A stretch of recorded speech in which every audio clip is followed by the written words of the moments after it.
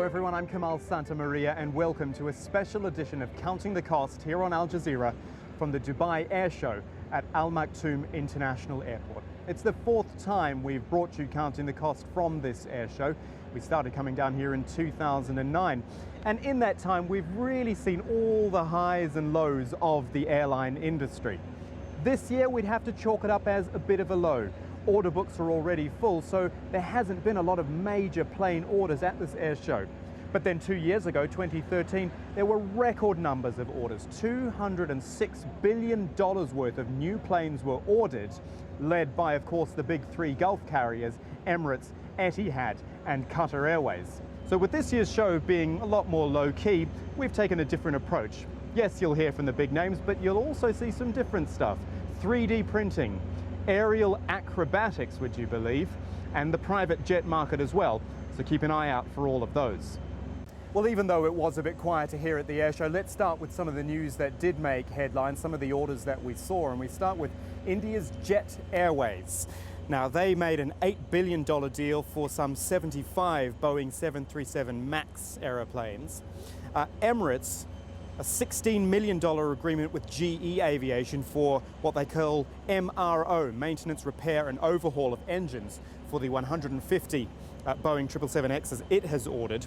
And the UAE Air Force, interesting that it spent $1.27 billion on a deal with Sweden's Saab for 2 long-range surveillance aircraft. So it's pretty quiet, really. You can see behind me the A380s. There's been 3 of them here on display. You can forget about new orders for those. There hasn't been a new order for one of those in some 2 years. Well, the airline which has the biggest number of those planes, the A380s, I like to call them the behemoth of the skies because they really are enormous. Anyway, it's Emirates which has got the most of them. They've got 67 in the air already, another 73 on order. That'll be a total of 140 A380 double-decker super jumbo jets. It's an extraordinary expansion. In fact, so much so that Emirates really needs to move out here to Al Maktoum International in Dubai because there's no room left to expand and accommodate all of these new planes back at Dubai International, its current base. That was something I put to the president of Emirates Airlines, Sir Tim Clark. One thing is clear, that our business model has been so scalable over the last couple of decades that even our own planners have been caught short by what has happened in terms of the demand for our services. And the fact that we've ordered so many aircraft, so we're up to about 245 today, and that's going up to 280, means that we're having to rethink what we're going to look like in the next decade and where we're going to be located. So we could see this coming. Perhaps we couldn't see it coming at the pace it has come, but nevertheless, we're having to be a little bit more thrifty about the way we go about allocating the real estate resource in Dubai International Airport today. But it's exercising the brains of our planners to see how we can take it through for the next 10 years, given that the new airport probably won't be ready in its full scale until 2025. We're obviously here at the new airport, Al Maktoum International.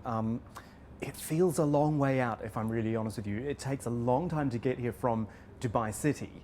I know Dubai as a region will grow and grow over the years, but still, is this not too far out for you, the flagship airline, to be so far away from the city? Does that worry you at all?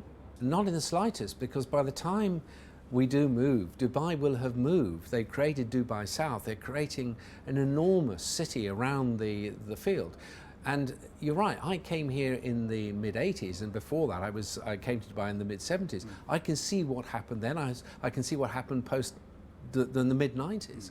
And I can see that simple extrapolation over the next 10 or 15 years, so that what you're seeing today, it may seem to be far away, but in fact, it'll be pretty central to the whole of the Dubai's economic activity, so don't worry about that. Okay, I want to move on to another topic, and that is subsidies. I know you've covered this ground a lot, but the reason I want to ask again is because it doesn't go away. The US airlines keep coming back at you. You went to Washington to plead the case. Akbar from Qatar Airways went as well, because it doesn't go away. What is going to happen with the subsidies issue? Do you think the US airlines are going to keep trying to chip away at you? I can't speak for what the three airlines in the US would do. All I know is that Emirates has demonstrated to the multiple stakeholders that are interested in what's going on that we have been as clear and as transparent financially from the day we started, and we've been absolutely, we've evidenced in a very granular manner exactly how we go about our business, how we will go about our business, and how we have gone about our business. There's nothing more that we can really do. Now, if people want to continue throwing bricks at us, that's up to them. But we will continue to grow our business. We will continue to do the right thing by the markets that we serve and the people that want to go on our airlines, particularly into the United States. We've opened up, as you know, Orlando on the 1st of September. We've increased production into Boston. We increased production into Seattle. We now have 10 flights, 10 cities in the US, and we'd like to increase that. That is our entitlement under the Open Skies Agreement that the United States insisted that we signed in 1999. They made it absolutely clear that they would not sign an air services agreement with the United Arab Emirates unless it was an Open Skies Agreement. So naturally, we took advantage of that. And so what you see today is one Fifth Freedom operation from Malpensa to New York, 10 cities being served, multiple 380 operations into many cities in the US, very successful. And we want to keep doing that. That was at their behest. Now, to change the goalposts and realign them at a very late stage in the game is going to be difficult for everybody. You say you can't do anything if they're going to throw bricks at you, fair enough, but I would argue you've thrown some back, perhaps a little softer, but the social media campaign when you went to Washington was very aggressive and forthright. Emirates is not subsidised. You've got the Jennifer Aniston ad running now, which is clearly aimed at the US airlines. Is this something you've decided to do, to go more aggressive at them and fight back? Well, I think we're just trying to make the point. We're trying to show that we are not what we're cast up to be. And that we're a quality brand providing quality products and serving US citizens and the general travelling public in a manner that perhaps others don't. I'm not going to comment on who they may be, but the fact of the matter is it's a value for money proposition, quality products, quality connectivity over the Dubai hub, reaching parts of the world that most of the US carriers don't fly to. And we've been down this path. So if you're talking about the Middle East, Africa, the Indian subcontinent, etc., they have no presence here. And more recently, Delta has decided to discontinue its Atlanta-Dubai service. So that makes the case even more that, you know, we should be going and serving the needs of the US customers. Final thought from you, Sir Tim, and that's sort of bigger picture. Last time I spoke to you 2 years ago here at the air show, we had $100 oil prices, probably a bit above that. These days we're lurking around 50 odd, probably not going to get up from there, certainly in the near future. Tell me how that's changed the business. How has that affected the bottom line and changed the industry? It has an immediate and clearly beneficial effect on our bottom line. But at the same time, the top line has come off. There's pressures on unit revenues, and we're not alone. You know, the European carriers have felt it, etc. So, but by and large, it's helped us in terms of our profitability, and how long that'll last, I'm not altogether sure. It could probably go on for another couple of years, and we will take advantage of that. But you'll see in the airline industry, profits are starting to come through, and it's primarily as a result of that. Long may it last. We've had a bad time over the last 5 or 6 years, as you said, $110, been difficult to manage. So let's hope we can keep this going for as long as we can, and then we'll see what happens after that. So Tim Clark there from Emirates, and of course one of Emirates' great rivals is Qatar Airways, based just an hour or so up the road, or by flight, in Doha of course. Now, Qatar Airways is another major growth airline, and it did move to a new airport last year, Hamad International in Doha, and it made a huge difference. Finally, Qatar Airways could take delivery of its A380s, and it wasted no time bringing those online. It also took delivery of the world's first A350, that is Airbus's carbon composite plane. And here in Dubai, in fact just over my shoulder, Qatar took delivery of its 24th and 25th Boeing 787 Dreamliners. We hopped on board Dreamliner number 25 for a chat with the CEO of Qatar Airways, Akbar Al-Bakr. I'm always happy with giving my passengers state-of-the-art product to travel in, but at the same time, we keep in mind tailor-made aircraft for tailor-made routes. And this is exactly why we have gone through the three aircraft types that you just mentioned. And it's clearly allowing you to expand as well. I'm talking route expansion here. I would prefer to expand even faster, but my biggest problem is to get enough aircraft in the time frame that I'm looking for. Just tell us briefly where you are going. I believe Australia and the United States are the big markets now. We have announced several destinations in United States and Australia, but we will also be growing in Europe. We'll increase frequencies. We will also grow in Africa. We still have room to grow in our region, and of course, my favorite region, the subcontinent. So you can keep expanding. And that is because, if we're led to believe, you are all cashed up, you've got all this money because you're subsidized. Now, I know this keeps going on. Well, I am surprised after all the statements I have made regarding subsidy that you are still dwelling on this issue. Frankly speaking, I am not subsidized. The government that is the owner of the airline put in equity, and now I have to run the airline with the equity that was put in and go to the capital markets to raise funds for all our expansion and all our purchases. This is very clear in our accounts. The people who are making noises about subsidy knows exactly, but they are using this word subsidy as a smokescreen, to hide their inefficiencies and bad management. Well, the thing is, it's not just me who's still asking these questions and talking about it. The US airlines are still talking about it. It's not going away. You've gone to the United States. Tim Clark from Emirates has gone there as well to almost plead your case. This isn't going away. No. I am sure that stable minds in the administration will prevail.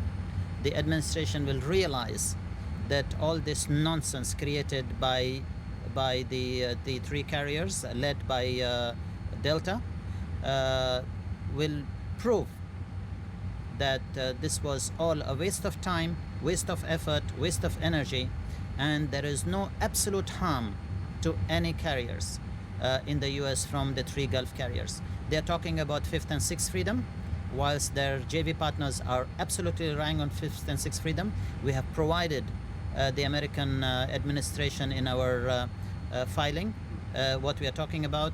This is only a proxy war being conducted by the three American carriers in favor of their JV partners who have absolute immunity from operating the transatlantic route.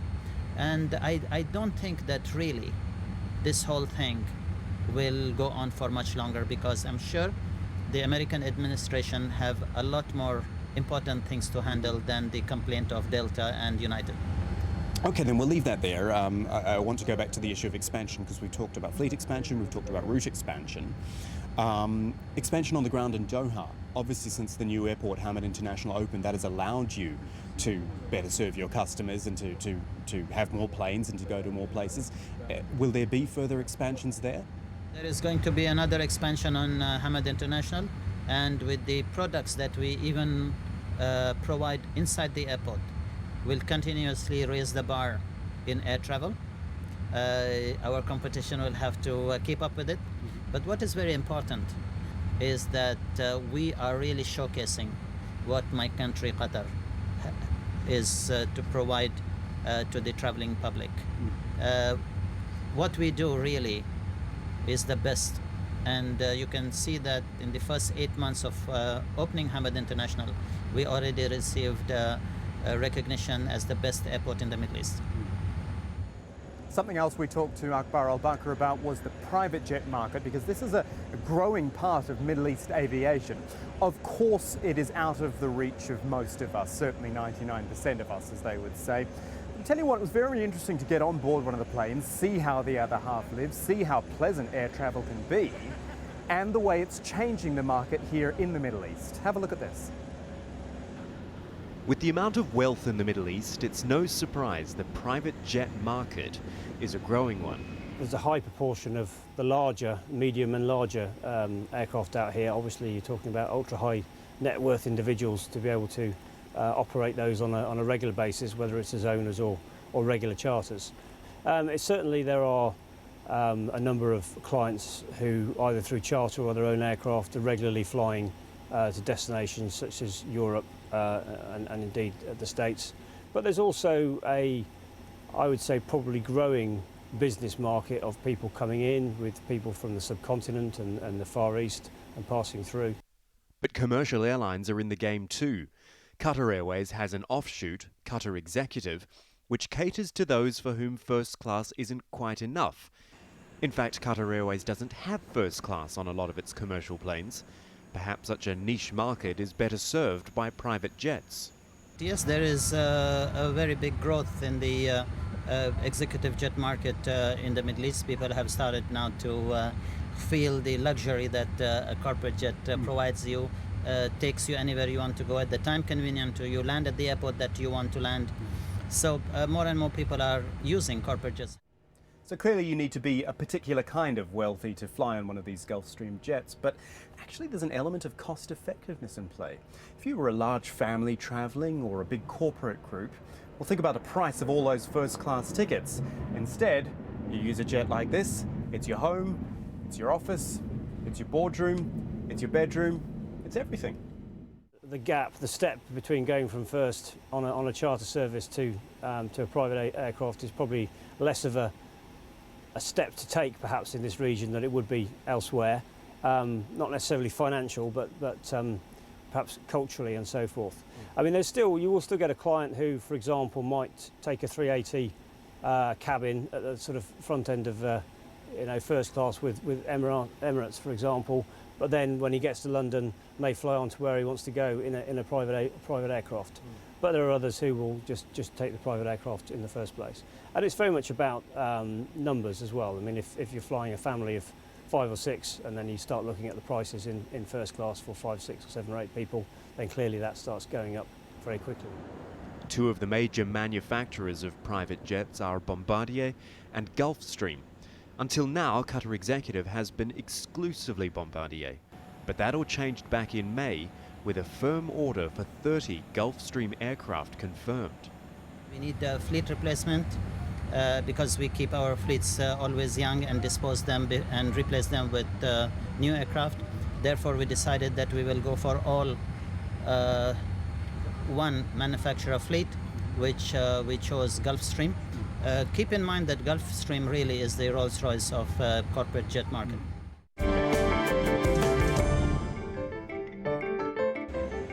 So as I said earlier, it's been a sort of different Dubai Airshow this year, and one of the different things we saw inside the exhibition hall was one entire corner devoted to 3D printing. They called it the 3D print show. Everything that 3D printing has to offer the aviation sector, and believe me, it has a lot. We saw everything from air conditioning ducts for airplanes, the seat backs, which house the television on your airline seat, the back of the seat. Those are being 3D printed already. And it goes a lot further than that as well, a lot more impressive and a lot faster. Have a look. It's only when you see 3D printing with your own eyes you truly appreciate what it is and the potential it has. Just think, you design or scan what you want on a computer, and the printer creates a 3D version of it. The limits, while not endless, have plenty of runway, which is something the aviation sector has realized and harnessed. This is the beginnings of a propeller. Well, for now, it's definitely only a prototype. But as the technology develops, we will get stiffer and stiffer materials that we can actually print, so extrude, and actually use them more and more as real propellers. Maybe not at a passenger aircraft right now, but for prototypes and little drones, it definitely works. Airbus's newest plane, the A350, has 1,000 parts manufactured through 3D printing. That's work that happens in-house rather than by a third party. What we're seeing is companies adopt this technology for streamlining their manufacturing. We see companies that we're involved with, such as Airbus, ULA, they're reducing costs and manufacturing times by using 3D printed parts. ULA was able to combine assemblies into single parts to greatly reduce cost and time. A lot of the focus at the airshow was on this, a 3D printed drone or UAV, unmanned aerial vehicle. It's a concept piece designed more to show what could happen with this sort of technology. But what's significant is the manufacturer, Stratasys, has managed to pack a jet engine inside it. It can fly at up to 240 kilometers per hour and doesn't break apart. What we're showcasing here is the advancements in the materials that we're using, as well as the machines we're using. The technology today is capable of producing a highly customized UAV that's purpose-built and is capable of high speeds. And the other key is that this technology is getting cheaper. The technology is 20 years old, but it hasn't been used much because it was just too expensive. So single machines were up to $1 million to purchase, and then operating costs were very high. So all told, 3D printing looks like a game changer. In fact, in many ways it already is. But there remains one major loophole. Of course, file security is a big topic coming up. So who's going to be scanning that part and reproducing it? Who owns that file? Who owns the ideas? So our industry also has some obstacles in front of them, because we need to make sure those files are really secured. If you produce one part, that you can only produce one part. Where it's a little bit like 15, 18 years ago with the music industry, all of a sudden you could get music everywhere. Just imagine you can find those pieces, those parts all of a sudden all over the internet. That's not going to work. So we need file security combined here. So this is a big, big thing for us. And finally, from here in Dubai, something different, something we've not looked at before, aerial acrobatics. Now, it's a feature of, in fact, any air show. Everyone pauses in the afternoon as fighter jets, passenger planes, helicopters, biplanes, they head up into the sky to perform aerial acrobatics. We all stand and watch, mesmerized, frankly, because it is so impressive. Now, a team we saw this year was the Breitling Wing Walkers. They bill themselves as the world's only formation wing walkers. What that means is essentially standing on the wings of a vintage Boeing biplane and performing almost gymnastics up in the air, 2 planes at a time. It was quite extraordinary.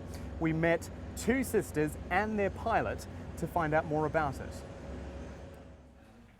This is Martin. He flies planes, vintage biplanes, has done for 30 years. Stella stands on top of planes and performs what amounts to aerial gymnastics. She's done it for 6 years and is a warehouse manager during the week. And Emily, her older sister, does it too. She's the relative newbie who's wing walked for the last 2 years. This is their job. They travel, perform again. But how much of a job is it when you truly love what you're doing? I'll let them explain. As soon as I saw any pictures of it, I thought that has to be the job that I do. It's my dream job. It looks amazing, don't you think? So when they were recruiting last year for a new wing walker, I thought, well, why not? Give up the day job. Life's too short to sit in an office all day. When I was 9 years old, I always had an interest in flying, and unfortunately my parents couldn't really at the time afford for me to have flying lessons, so I thought, well, I'm going to have to find a different way. And I was very lucky because the local airfield in Clacton-on-Sea back home gave me the chance to work with them. So, for that, they gave me some flying lessons, and that's what really got my interest going. Well, I had a career before this as an environmental consultant, so I can always go back to that after I've done this for a few years. So I've got other qualifications to fall back on.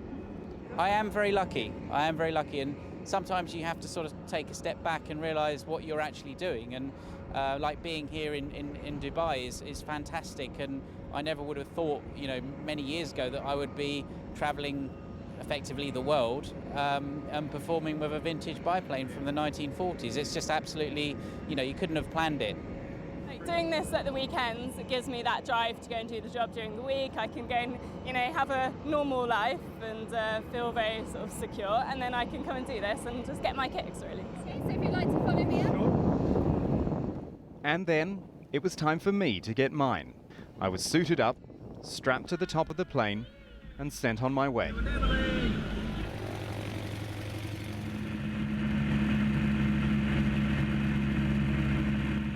It's hard to describe what it was like up there. Exhilarating, of course, but oddly calming, soothing, even when Martin took me through an unexpected barrel roll. But sitting up there, it was easy to see how this job wouldn't leave you bored or watching the clock.